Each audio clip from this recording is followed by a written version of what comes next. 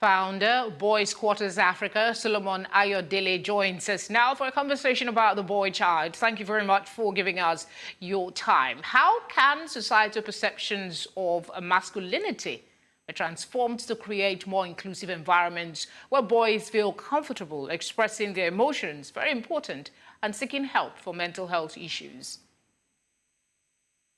Thank you very much. A very fantastic question.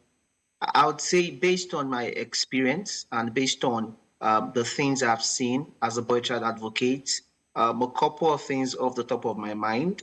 I would say, number one, education and awareness campaign.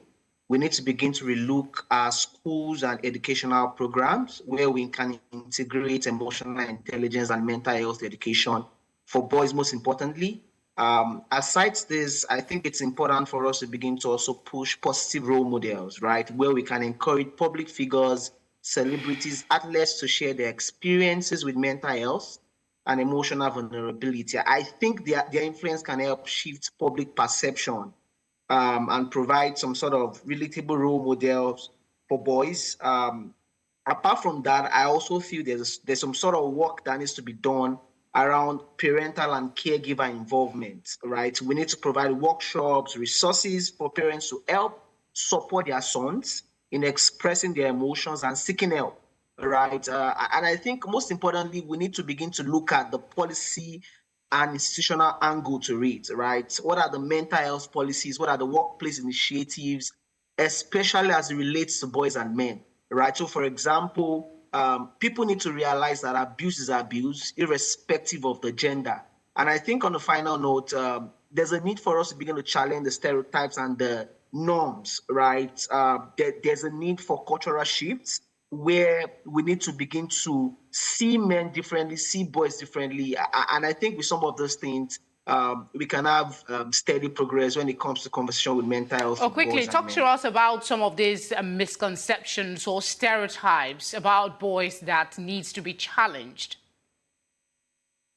Thank you.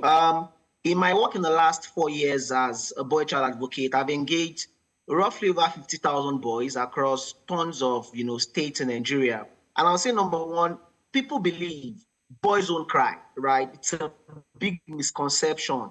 Boys are often taught that expressing emotion, especially crying, is a sign of weakness. People believe boys must be tough, right? People believe boys must be naturally aggressive. There's a misconception too that boys should excel in sports, right? It's a societal expectation that I call a gender box, right? And what it does is that it invalidates the interest and talents of some of these young boys.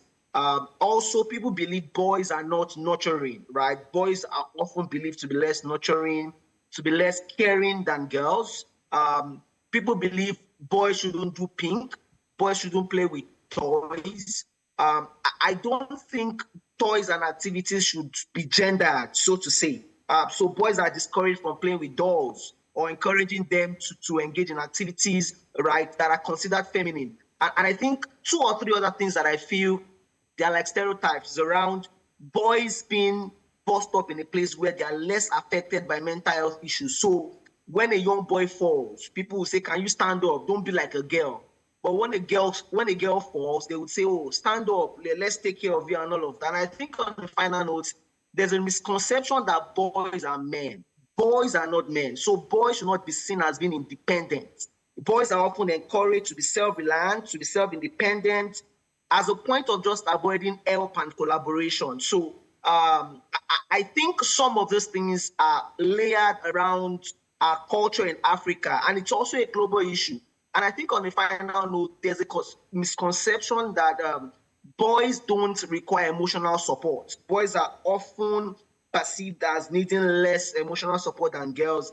And this is why we have a lot of men who die at the age of 20, but they are buried at the age of 70 because they are not getting that emotional support, that help, that love, that attention they need whilst growing up as a young boy.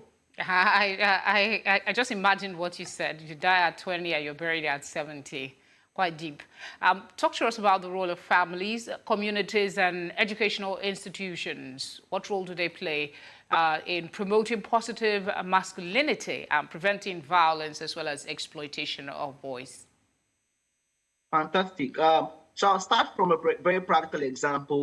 At Boys Quarters, we run a campaign called Boys 2, where we go around schools across the country saying that abuse is abuse, irrespective of the gender. So aside that, we try to train parents, we try to talk to their teachers. But from a family point of view, there are a couple of things we need to pay attention to. Number one, there's a need to start modeling behaviors, right? Parents need to realize that they are like the role model. So parents need to begin to model positive masculinity by demonstrating things as little as empathy, as emotional openness, as respective relationship. And, fathers in particular, you cannot take out the roles of fathers when it comes to raising better boys into becoming men. And I think also another major part families and societies can play is around open communication, right? And this comes around emotional literacy. For us as men, right, I wasn't taught, I wasn't raised to express myself. I wasn't raised to speak out. So when you're talking too much as a man, you are said, why are you talking like a woman, right? So we need to teach and model open communication from the family, from, the society. And I think number three is we need to begin to deliberately challenge stereotypes. We need to begin to break the norm, right? So we need to actively start challenging traditional gender roles and stereotypes within our household. So nobody should say a boy cannot sweep. A boy should lay his bed. A boy should hug the mom. A boy should treat the girl properly, right? A community of people to raise boys, right? It is easier, to say, it is the responsibility of the father and the mother to raise a better boy, but it is the responsibility of the community to reflect what it means to grow up as an healthy man. So what are the things community needs to do? So number one, celebrities, I already mentioned leaders, religious leaders. I also feel like we need to begin to create community programs. So I see, for example, the World Boy Child Day as a day of just arousing emotions once in a year, right? So even if you go to churches, you would find 52 programs for women, 52 weeks in a year, but you would find one Sunday talk about the inadequacies of men. So we need to begin to organize events where boys can be spoken to and help become better people. I wish we had more time, Solomon, but we'll have to pause it here. You've had some gentlemen applauding your comments on our live YouTube page. So I guess this is an important conversation that needs to be had. Thank you for your time. Thank you.